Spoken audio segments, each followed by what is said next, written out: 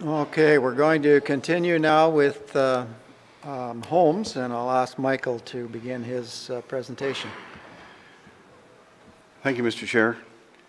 I'm happy to report that the Department of Health Services is bringing both the activities of homes and paramedic services together under one management structure and are sharing a number of initiatives. As such, where these initiatives are shared at the will and pleasure of the chair, I'll report in detail in one area, but give credit to both areas where they have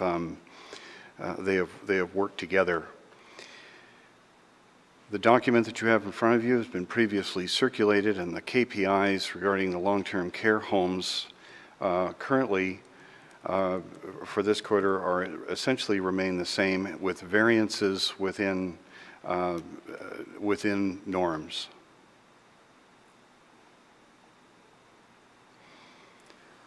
With regards to the initiatives, a Q3 update, with regards to the alignment of the homes, staff scheduling alignment has been significant over the last quarter, with the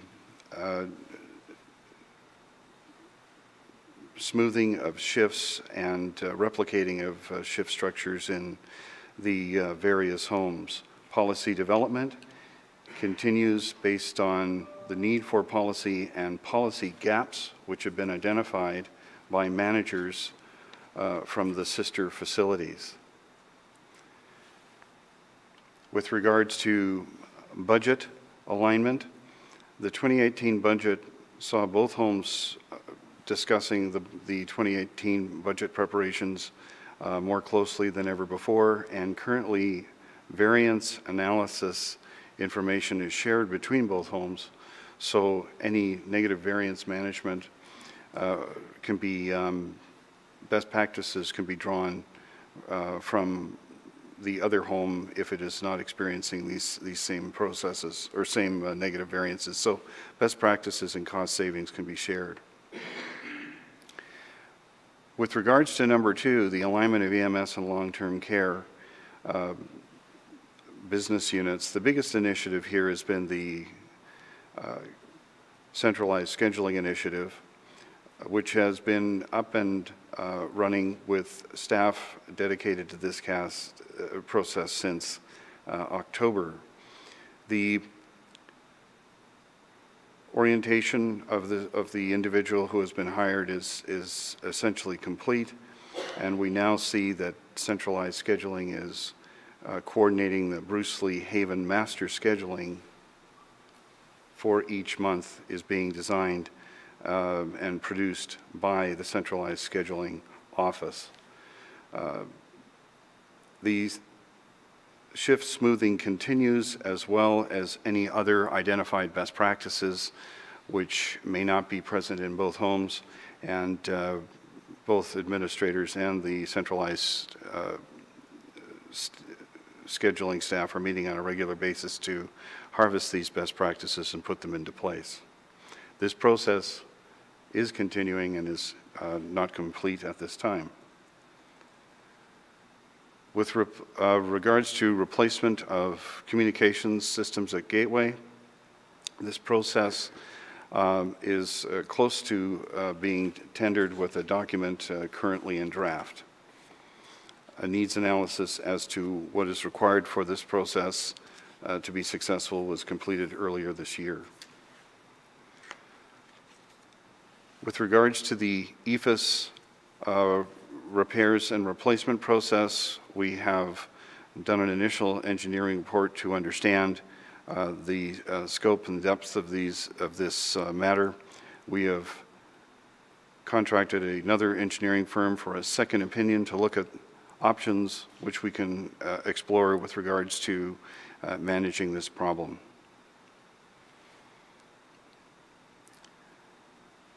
The Integrated Energy Performance Project continues, with lighting replacement being the focus of the last quarter's activity.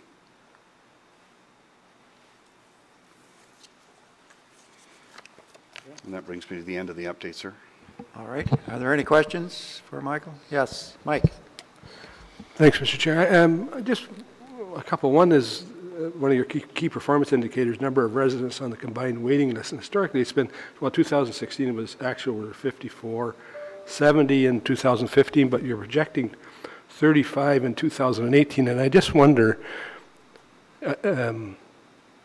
what's, is there an explanation for that? I do not have one now, sir. Okay. I know that that list is managed by another agency, which, But, the LIN? yeah. Okay, yeah. So I suspect this aging at homes theory is going to be more successful, and we're not going to have people going into long-term care. I question that because we know that we've got an age, especially here in Bruce County, we've got an aging population. So I think the number would likely be going up, but hopefully, if it is 35, that's great. The only thing, it would be better if it's 0, but Okay, good point. Yes, Robert? Well, yesterday I received an email from AMO, and I guess the provincial government is going to put, I think it was 155 million towards senior citizens' care to do with, did you read that? Did you get a copy of that email?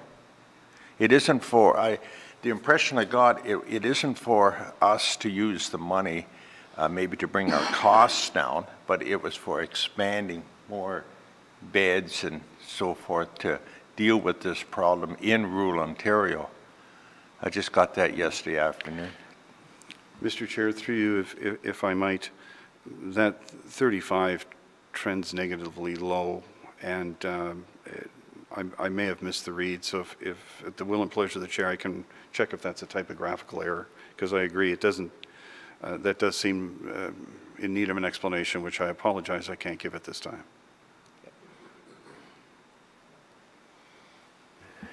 Yeah, yes, Mel? Understanding of this, and it's on the KPI again, and maybe Betty Ann or Kelly, maybe it's regarding the cost. So it costs like $220 for the bed per day. That's the total cost for one of our beds. And the $30 represents the county resident per day. So that's the basic, right? Is that the basic? Right, okay. And just explain that to me again. So you have the basic, and then you have the person that pays more. Yeah. Or I don't care. I don't care. There is, sir, a different pricing schedule for the different types of facilities that one would occupy, whether it's private, semi-private, or other other options that we give you. I haven't got if I'm just wondering if it was a private, what does that do to how close do you get to that 220, or not even close? Okay. And if I may, Mr. Chair, that it's important that everyone is aware that this is the contribution of the county that's being measured. It's not the full cost of the bed. And I would offer that post this meeting, I'll get with staff, because we may wish to show both sides. So the gross cost of operating each facility versus what we're reporting on is the net cost to operate each facility. Okay, anything else? Ann? Yeah, some of my questions have already been answered, but when you're doing that, Kelly, just be interested in the gross cost as compared to a hospital bed, and where we're at there, because I think Mr. Rosebush would have that. And the other one with the centralized scheduling office, we all know the shortage with PSWs right now. So does that mean you will schedule at the two places? Like if you're really short in Walkerton, you can bring somebody down from Wyerton, like I know other health organizations do that? Mr. Chair, if I could, at this time, no. What we're looking at is bringing in schedule efficiencies that will allow PSWs and others to have a good knowledge of when they're being scheduled far enough advance that we could populate more shifts than we are now. We're looking at aligning the processes, making it a more efficient scheduling system, offloading those responsibilities from the homes themselves, giving them more time to do other matters. The moving of staff from one facility to another to fulfill each other's needs on a short-term basis is not part of the plan. So did you say you're going to contract it out to fulfill short-term needs? No, I'm saying that right now our centralized scheduling office is taking the responsibilities off of the long-term care homes that right now are doing this on their own. Mm-hmm. We're bringing that in to one office to make it more consistent and more efficient. Okay. By doing that, we believe that we'll be able to fill more shifts in advance, giving people more notice of time to work, and as a result of that, some of the PSW shortage that we have may disappear because of increased efficiencies. Okay. So, like, say the weekends your most acute shortage, or just happens any old time? Like, how often? No, I think based on some of the practices that are now existing in one of our homes, weekend scheduling is a challenge, and we're looking at changing the methodology to mimic another homes, which is more efficient in staffing up over the weekend. Yes. Okay, thank you. Are there any, yes, Kelly? Through you, Mr. Chair, just in response to Councillor Eadie's question in relation to the hospital and the cost comparison with the hospital, we are also going to be looking at the cost comparison for the hospice, because the long-term care facilities really are closer aligned to hospice facility than hospital. And the last update that we received from the LHIN in October was that the provincial government funds a hospice bed of $115,000 per annum, and the public agency for all long-term care, public long-term care facilities in Ontario quote that the funding for a bed for long-term care is $85,000 per year. So there's a $30,000 difference, and the question that we would like to answer is that a fair difference in the funding envelope from a perspective of the whole sector? That's good to know. Just when we have a chance to sometimes talk to a minister about health care in our area and everything. Thanks. You would have to say, though, that the level of service and care is higher in a hospice than it is in a long-term care home. I mean, Through you, Mr. Chair, I don't know what the difference is at this point. Perhaps the director does, but I'm not informed to know that. But that would be part of the review, is the amount of hours and the ratio of staff to resident. yeah, I think you'd find that it is considerably higher with a hospice care doctor qualified to be there at different times. But I'm not sure what the difference is either. Any other questions? Okay, Michael, carry on. Mr. Chair, thank you. Just going now to the other section of Department of Health Services, Paramedic Services. The KPIs, Mr. Chair, are exceeding those of last quarter marginally, but are within our standards of variance. I would draw to your attention where under the 2017 Q3 update, you'll see one note regarding emergency management in progress. We're just awaiting an exercise which will occur in the month of November, and our participation in that exercise will see us meeting the criteria necessary.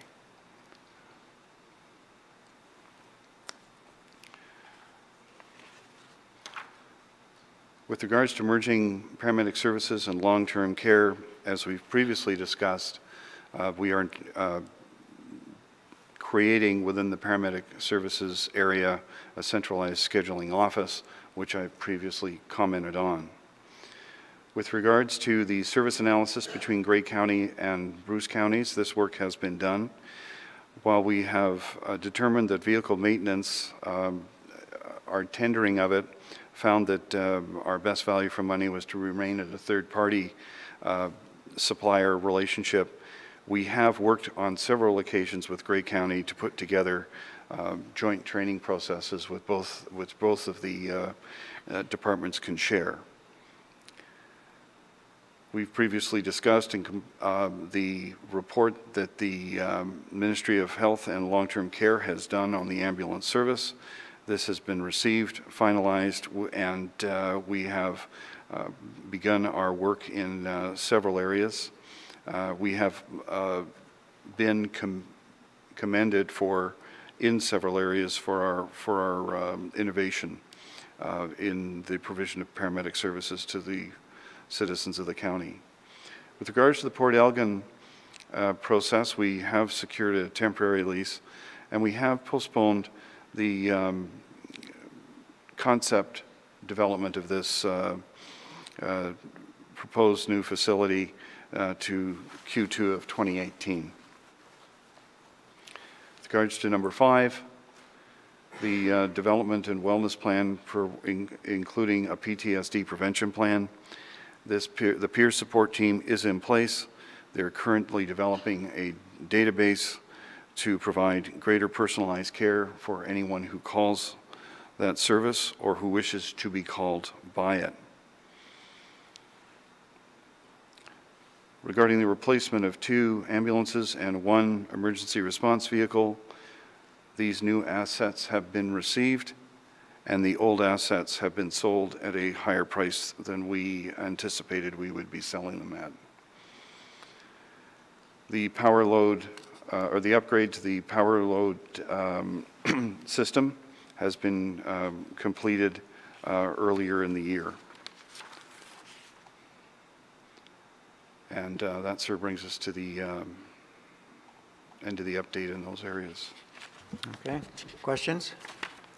Mitch, or Mel, sorry. Just a question again on the KPI, and it's the cost to provide 1 hour of ambulance service, and I see in 14 it was $168, and we're projecting for 18 $199, and it's quite a steep increase even from 14 to 15. I'm just wondering what would cause that, and the other thing as well. Do we ever compare what it costs to provide other rural ambulance, like compare to other counties, the cost to provide 1 hour of ambulance service? Just to. I have not got that data, sir. We could Okay, yeah. we could pursue it, but I do not. In answer to your first question, with costs of labor, costs of the movement of ambulances, a greater call volume, more mileage, more gas, more late returns to base between shifts, more overtime. These would be some of the cost elevators that as the system became busier, those would be some of the prime drivers of this. We have, as I will speak to it in a minute, we've had a couple of confounders with regards to staffing time this year, which have been inordinately high. But those would be the principal causes of increases in that area. Good, thank you. Mike? Just to mention, Mel, we did do that earlier in the term. We had that joint team that looked at amalgamation with Grey County, and we did do those comparisons. I know they're probably available somewhere.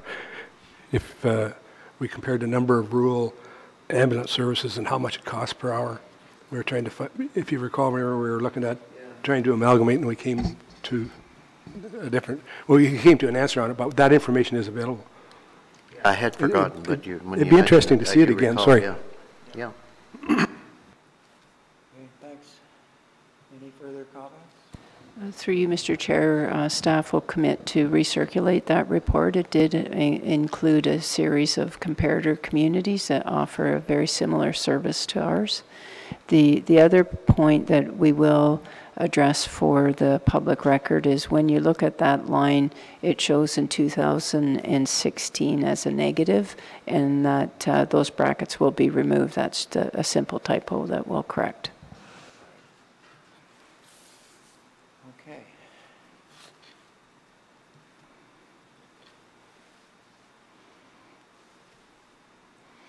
Sir,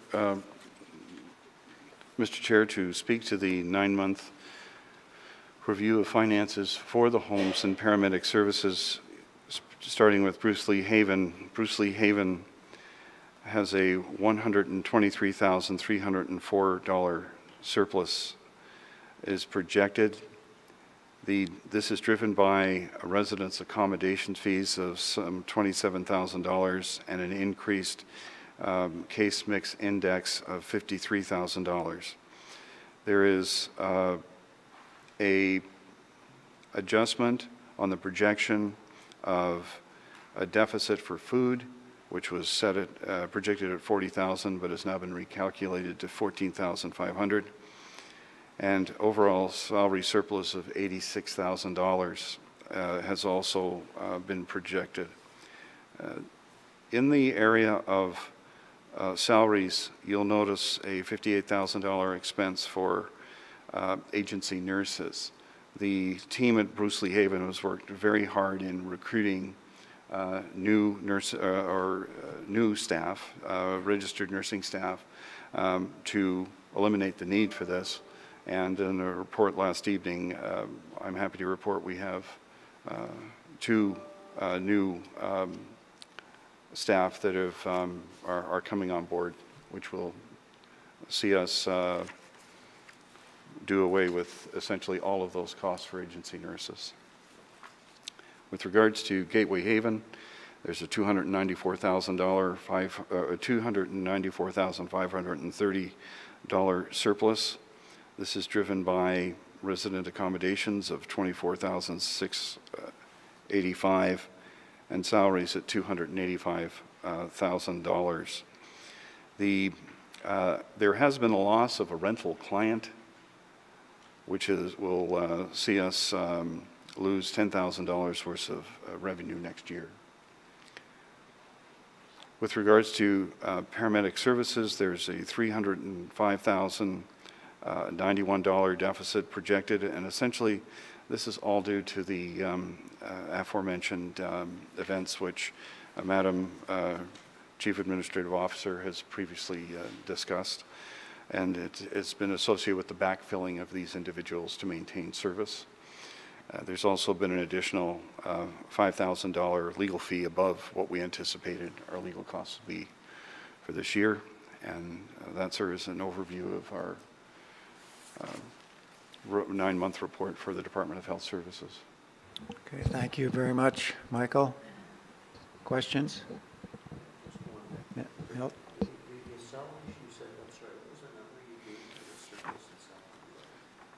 $285,000, sir.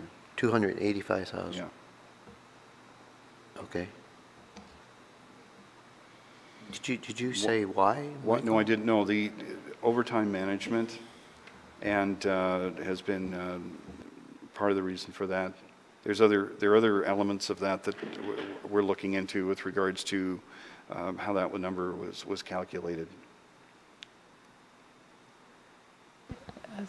If I may, in adding to Director McKay's comments, that the oversight structure also changed at the decision of the Executive Committee and HR Committee to have the one director. So there was a shift in the costs across the budget, where last year the 2 long-term care facilities bore 100% of the cost. And in 2017, the actual activity has been it's a third, a third, a third. So that's contributing to the 2 surpluses in each of the long-term care facilities, and by deduction, the deficit in the paramedic services. It is. It is. All right, thank you then, Michael. We'll move on to social services and housing. Christine?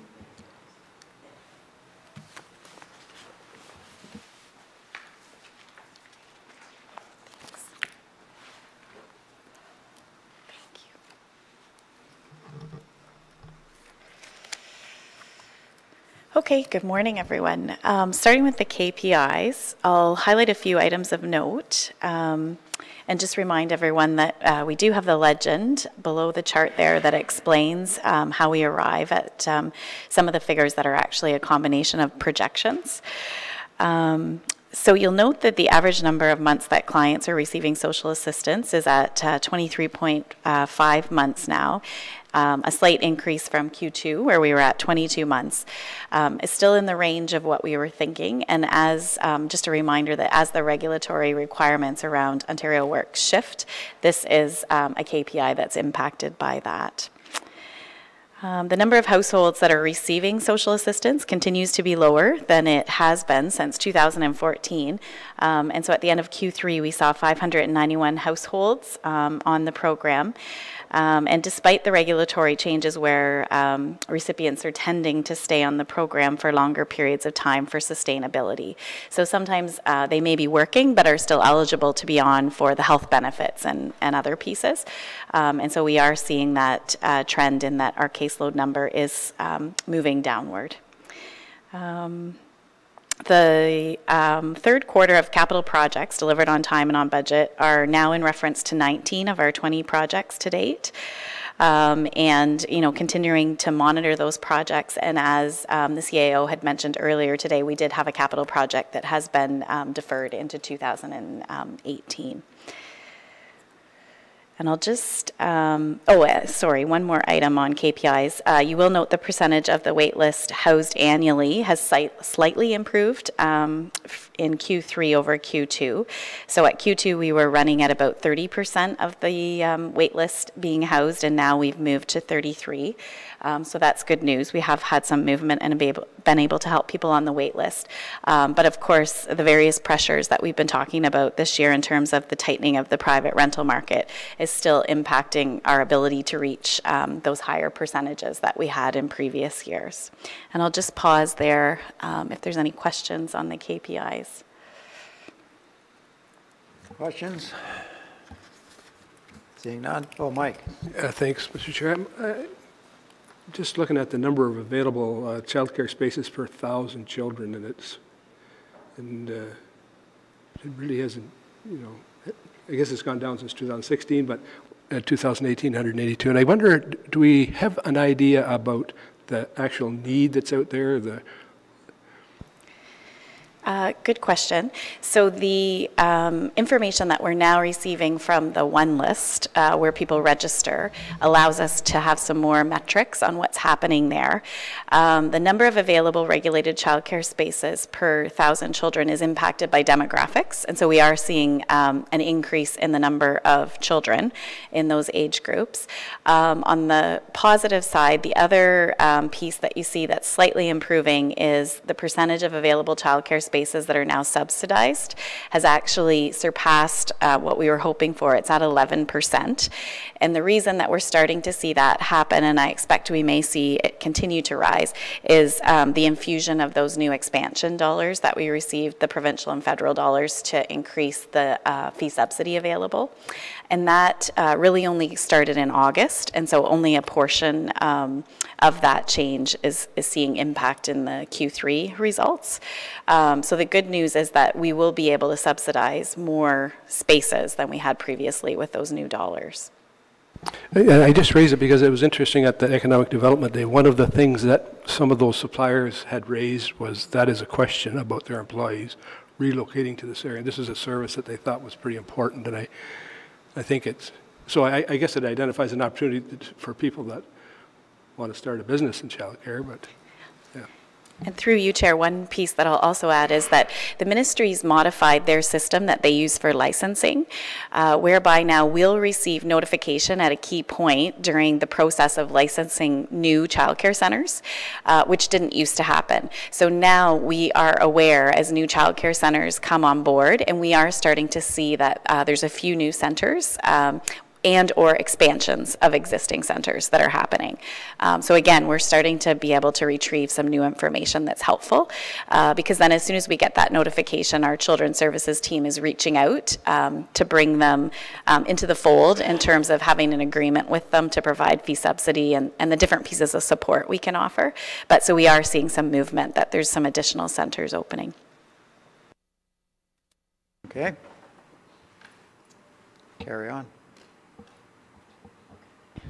Okay, so carrying on then to our updates on the various projects. With regard to the Service Delivery Hub's location feasibility review, as at Q3, we do have a steering committee established that includes staff from Library Planning and Development and the Human Services Department. And this committee is now undertaking a review of possible use of surplus space at the library headquarters to create a service delivery hub in Port Elgin area. And so we're modeling that on the work that's already taken place with the Peninsula Hub in Wyerton. And we'll have further information to provide to committee as we move through Q4 on that project. The transformation of the family support programs, Ontario Early Years Child and Family Centres. We have completed the needs assessment and initial plan.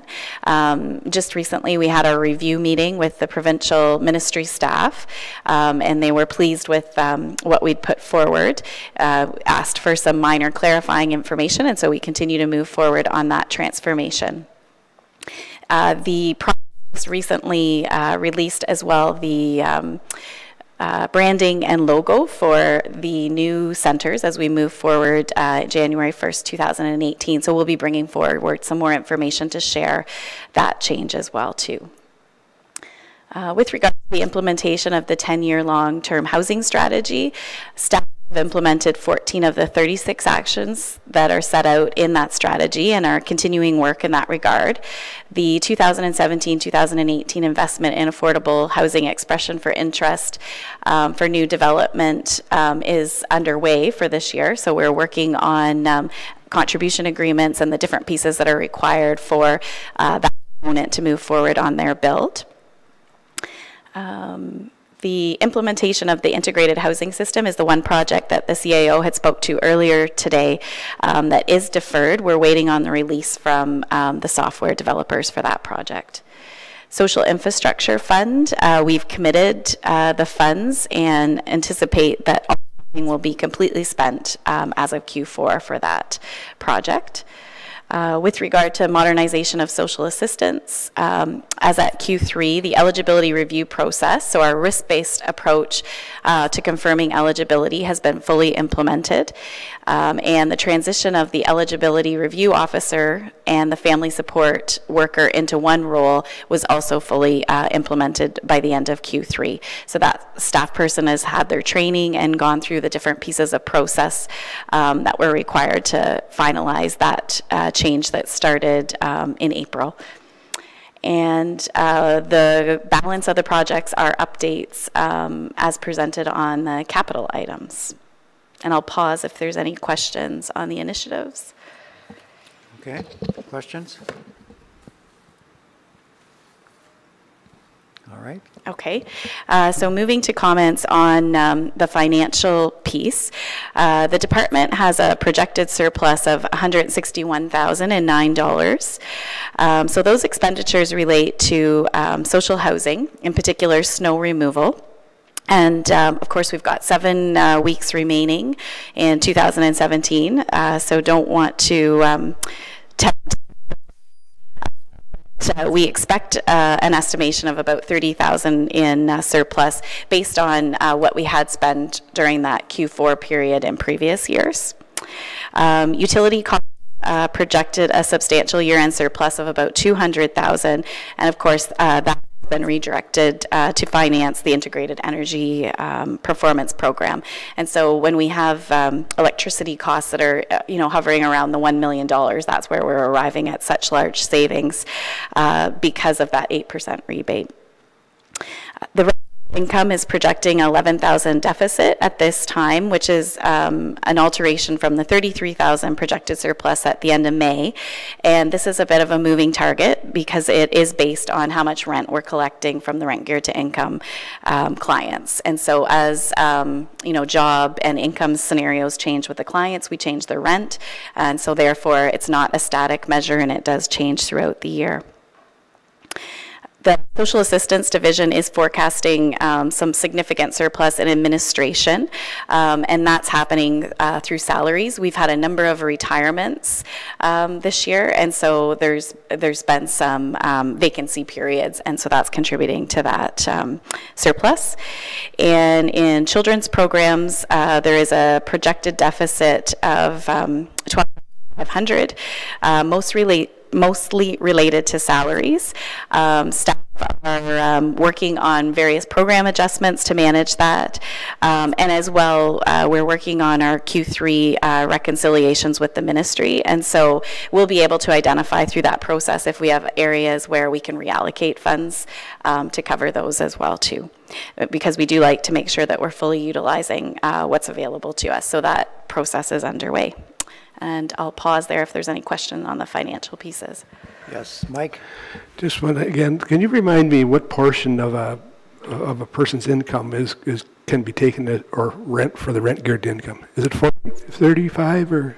So for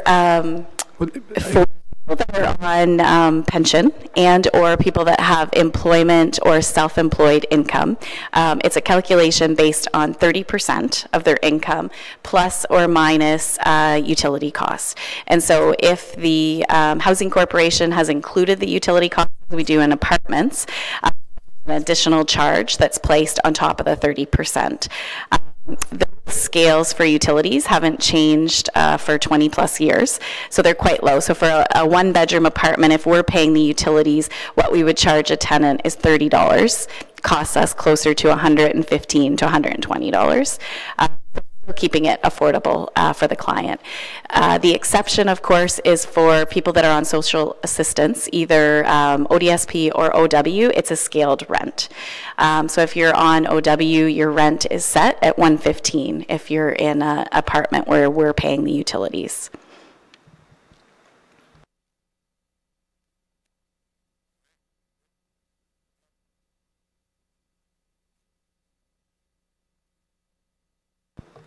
So as at Q2, it was about $200,000 coming from the savings that were projected through housing facilities. So that's all the social housing buildings. So in 2018, did we account for that? The budget was adjusted. Yes, and that's why we did see in the 2018 budget a return to the levy from the housing facility side. Yes. All right, anything else? Okay. Thank you very much, Christine. And we'll move down to library. And Melissa is on her way.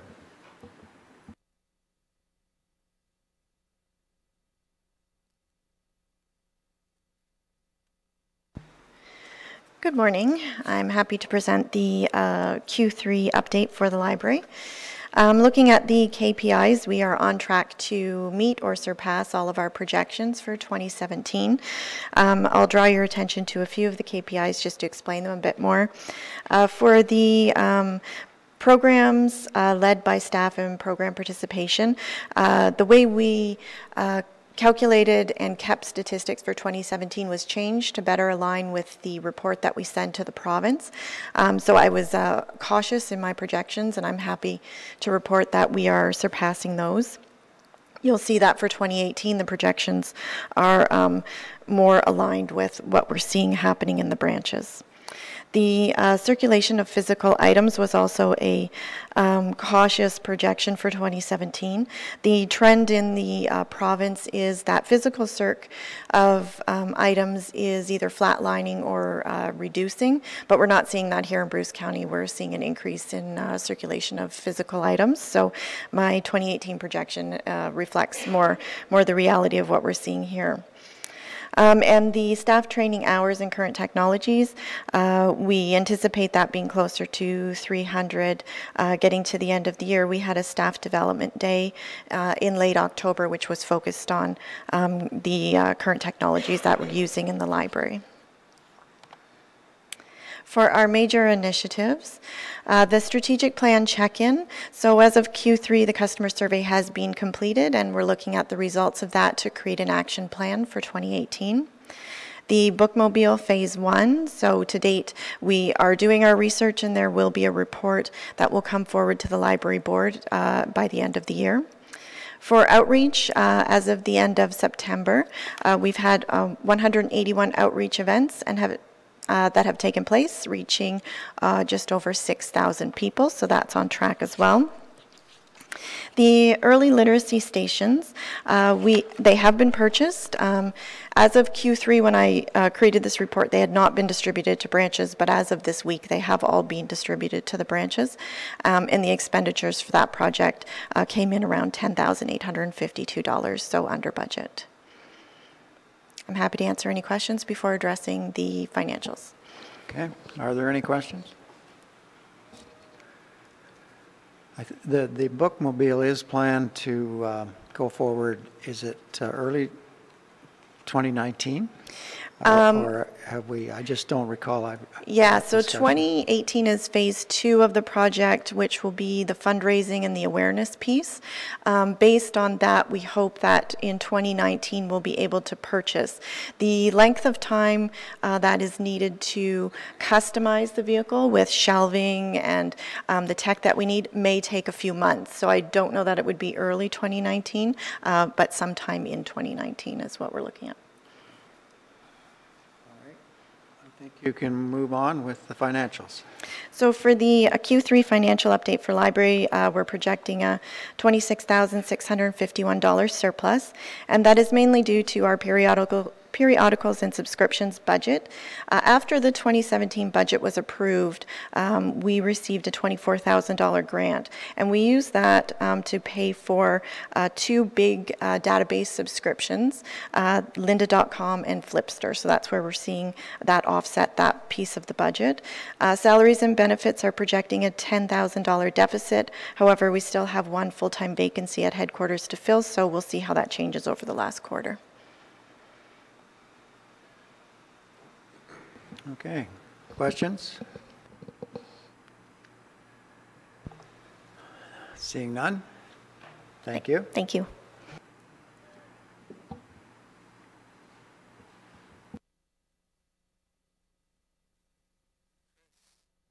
Planning and development.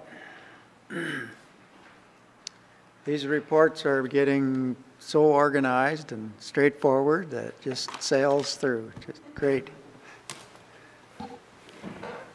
Thank you, Mr. Chair. So I'll begin by touching on some of the highlights from the KPIs, and then talk about the summary of the 18 initiatives that we have, and then follow up with touching on some of the budget numbers. So as you can see from the what's on the screen, the first 3 categories sort of cover the work that's being undertaken under corporate policy. And corporate policy has a couple of functions, and one is to take on some of the broader projects that don't necessarily belong with a single department, and also to help other departments do some of their bigger projects. So within those 3 areas, some of the things we've worked on in the last quarter is assisting with centralized scheduling, as we had some of our people go through the lean process. So to help to get that up and running, provide some assistance in the development of an RFP for the a payroll function project. Currently, with regard to information support services, is the next one down. This sort of deals with more so data and research. As you know, we have a license for MPAC information, GIS, and also Environics. So some of that we were able to produce some reports such as business profiles in terms of the business community within Bruce County, trying to categorize it and try to find what is the potential customer base for that. Looking at seasonal residents in terms of where they come from, place of origin, income distribution, household distribution, and so on. And again, looking at some of those data-driven projects where we can help other people get answers in terms of marketing and promotion. The next side of that is applications. In terms of development applications, and there's a listing in terms of the 3 different hub areas. On the peninsula, numbers a bit less than what was projected, but certainly an increase of where we projected to be for both the lakeshore and the inland areas. And you'll see there's likely to be potentially a bit of a surplus from application revenues by year end. In terms of major policy updates and projects, and the initial idea here with the hubs is we'd be able to undertake application work and at the same time work on some special projects. So we set the objective in terms of the number of hours and as a percentage of the time worked. And what you'll see there is significantly less time spent on that that we had hoped to in the last quarter. And again, dealing with working to try to complete the Northern Bruce Peninsula Hazard Update and Comprehensive Zoning Bylaw, and at the same time dealing with some staffing issues and shortages within the lakeshore area, which is our busiest area for applications. In terms of inquiries, is the next one, community landowner consultation about where it should be. No issues. We continue to discuss potential developments with people in the community, telephone, in-person meetings, pre-consultation, and written letters to real estate agents, developers, and others. The next set of KPIs at the bottom of the page, business inquiries and consultation, outreach, advocacy, and engagement. That's mostly in and around business-to-business services through the provincially funded program, formerly known as the Business Enterprise Center. And if you look at some of those numbers in terms of the intake for potential small businesses into the program, and outreach and advocacy engagement, those are workshops that we hold. The numbers are significantly higher in terms of outreach in the community than we had expected. And so that's good news. As you know, the program was expanded in 2017 with additional monies from the province, and potentially if these numbers keep up, we'll look for, again, additional funding in 2018 if possible. The next ones deal with just general other items within economic development marketing in terms of the website. As you know, we developed the new website, currently under review through an RFP process in terms of what that will look like coming up for 2018. The leverage on the Bruce grants has been pretty good in terms of, so we measure leverage by the amount we spend versus the amount that the project cost by the individual landowner. And again, so the numbers there are very good, upwards towards $600,000 for a total spend. Forestry revenue, one tender's gone out. We generally try to accomplish about $85,000 per year. I think this year we projected $95,000 for 2017. One tender gone out, 2 more are currently being marked, which should go to market in November. And again, number of kilometers of trails built and maintained. We were fortunate this year to have on JCP job creation crew. So we did a lot of major updates to existing trail infrastructure, particularly in the Brant Tract, and additionally in the Lindsay Tract as well. So that's a quick rundown of the KPIs. In terms of the initiatives, I'll talk from the summary sheet then, if I could. In terms of corporate branding, the big project at the corporate level has been completed. We continue to work with individual departments to complete the sub-brands, and much of the work of the branding committee now is moving towards more of a communications. You'll see under number 2, the development of a communications strategy. So that's underway as well. They have a content ambassador group, which is up and running, and these are the people that determine the content from the individual departments that need to go up to the web. And then secondly, there's been a charter completed, And we're about to hold the first meeting for the overall Strategic Communications Committee, which looks at how we communicate internally, externally, what are the steps, what are the processes, who's involved. There's been a number of interviews held with staff internally in terms of what that should mean. Quite a bit of research done at this point, and then for that all to come together through the subcommittee coming up, again, under work in 2017 and into 2018. Corporate file management has been mentioned previously. That was a small project that we did, including that looked at SharePoint in terms of straightening out our own files within the department as a sort of a limited test. That one can simply be removed from our agenda because it's morphed into a broader corporate project, which is the Bruce Works project. Will accomplish the same thing that we are looking for, but bring that across the entire corporation through the leadership of the IT division. The next one's in terms of economic development. Then sector development, energy sector assessment.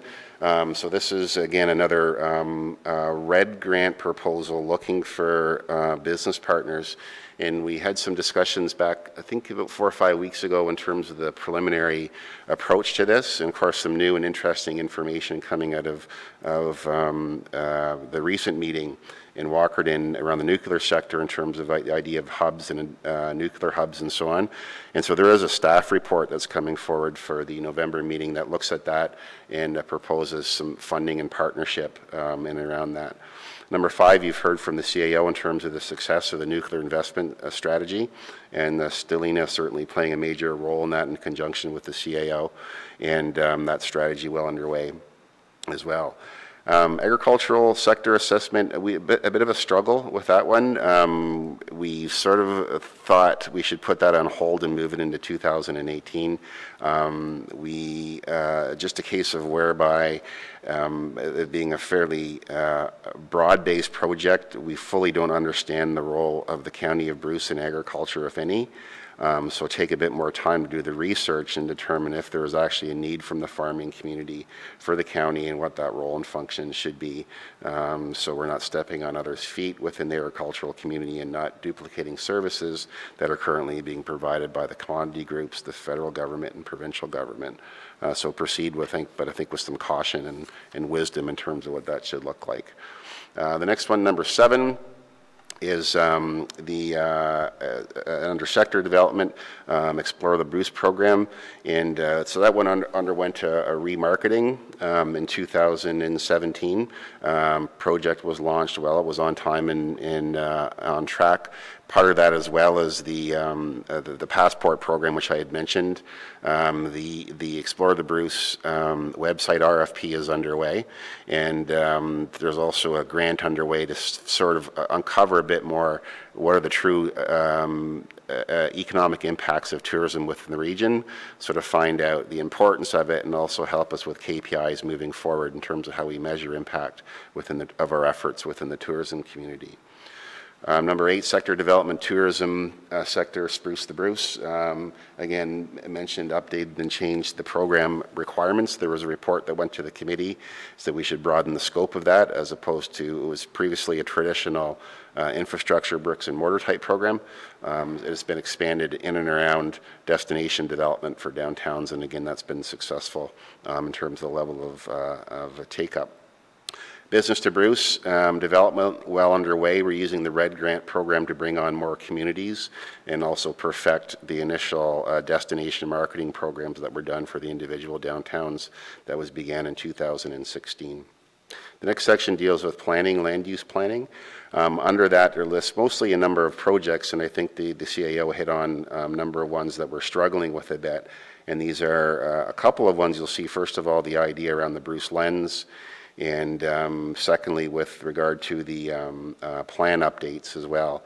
One thing that we would like to see in November, and we do have a draft report, some of the findings of the Bruce Lens research that we've done so far leads us to policy conflicts in the countryside, usually within the agricultural designation and the rural designation. And so there is a report then that looks at some of those issues, the need to be more flexible within those areas, and we have a lot of recurring applications in the countryside, a lot of them around surplus farm dwellings, small businesses, and so on. So it's a look at trying to do, I think, a simple amendment to the rural and agricultural policies to bring them up to date and to see if we can get them to reflect more what Bruce County Council said was the Bruce Lens through the Bruce Lens session that we held with Council. So this would not be a full-blown 5-year review of the plan, but chunk off a piece of it that we think is causing some of the problems and issues and friction in the countryside. We've already talked about some of the special projects. I should mention that the hazard mapping update for Northern Bruce Peninsula it's joined with their zoning bylaw update. I think to say we underestimated the amount of effort involved in that project would be an understatement. It's generated huge interest from not only those in the countryside in terms of hazard mapping, but certainly along the lakeshore. Very proud of the mapping that we have accomplished through the partnership, but again, generating issues and problems along the lakeshore for people who own existing cottages, and of course a new line that shows in red cutting through the middle of the cottage. So we're continuing to deal with those. I think essentially that the main part of that project is that the steering committee set out the primary objectives for what should be a hazard and how they should be mapped, and I think we're pretty close to what the steering committee instructions were at the outset. So, so that's a quick update of those projects. So is there any questions before we talk about the budget aspects? Questions? Milt? One on 7, Chris, the economic development impact on tourism. RED grant underway. Just what's that again? Just we're trying to look at. Yeah, where are we with it? I guess should be my question. Yeah, my recollection is the report has not come back to the committee in terms of the findings, but I will find out and let you know in terms of where exactly. Yeah. Okay, and? With the agricultural sector, you know, it's very difficult, and I know the county has tried different things before. Just from going to meetings lately and everything, I think the biggest thing that is looming in the agricultural sector is getting trained employees. And so I'm thinking maybe the school board, I know they had the ag program in Chesley, wasn't it? In Chesley, Paul? And is it still going? Did they keep it going, or has it closed down? It's going for one semester, so it didn't start this September. It's going to do it second semester, so it should, if they had enough students enrolled, they'd have to find a way of getting there. Yeah, okay. It'll run in the second semester, so. I think there's so many agricultural organizations, and they are very effective now. You, Mr. Chair, you know, and there's people around the table and have been involved in farming that they're very efficient and get input from all over and commodity based and whatever. But I think the agricultural sector, that is the one thing, whether we can lobby for, but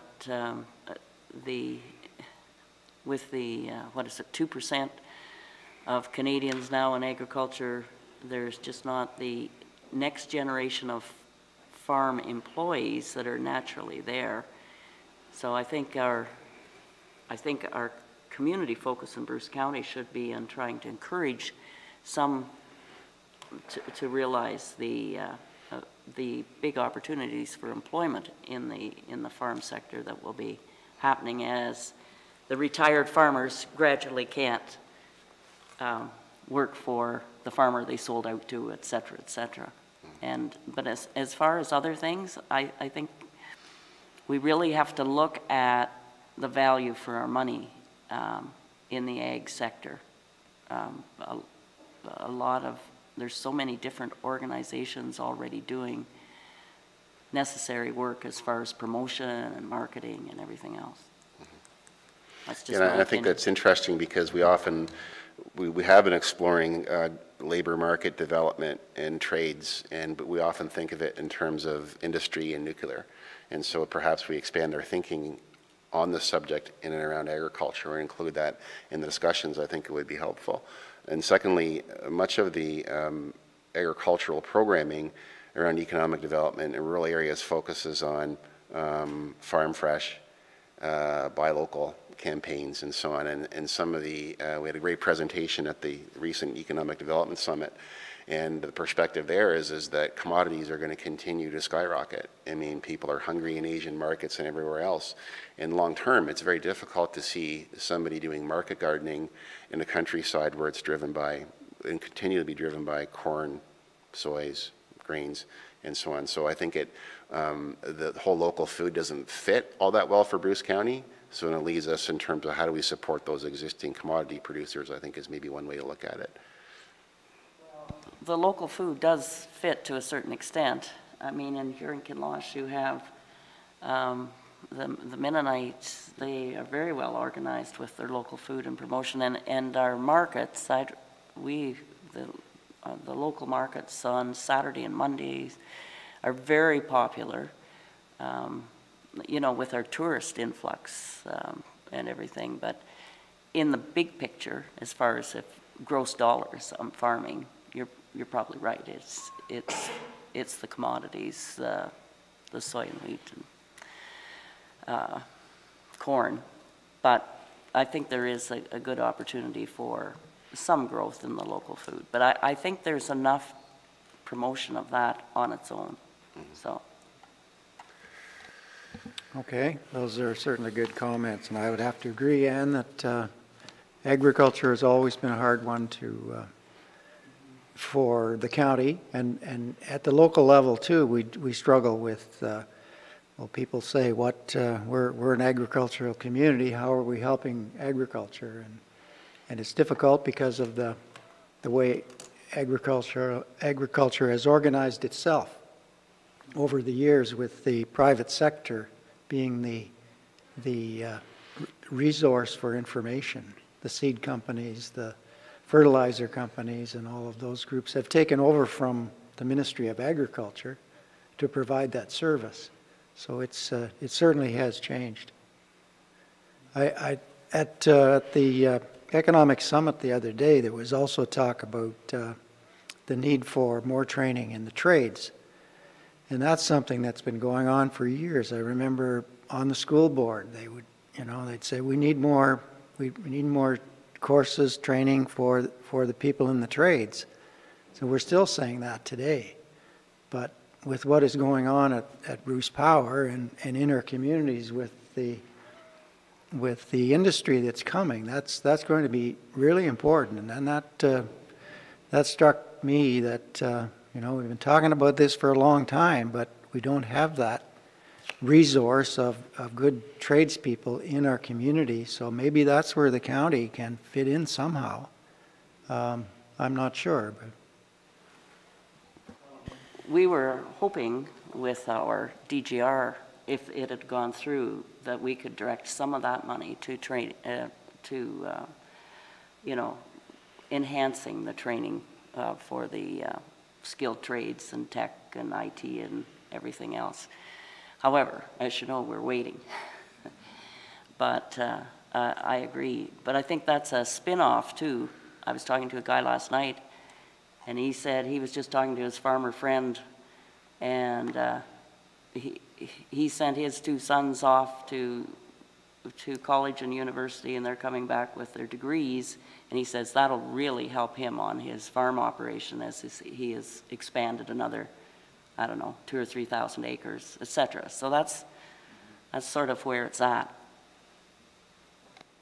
okay, back to you, Chris. Yeah, so in terms of the financials, just roughly application revenues trending maybe a bit higher than we thought, so in the order of roughly $43,000. And we're underspent on staffing and staff-related costs because of a number of vacancies within the year that we're trying to fill. Other than that, fairly non-eventful. Any questions on the financials? Yes, Milt? So much the financials, but just in defense of Chris's statement with regards to Northern Bruce Peninsula, that program, it really has taken on a life of its own, and We're still not out of the woods yet. We're getting tons of emails yet, so I know it's been a huge, huge undertaking on behalf of the county, so. And where it, or where it drops, nobody knows. Okay, any other comments from committee at this time? If not, thank you. Thank you very much. I think that brings us to the close of our agenda. Kelly, did you want to make some summary comments? Sure, through you, Mr. Chair. The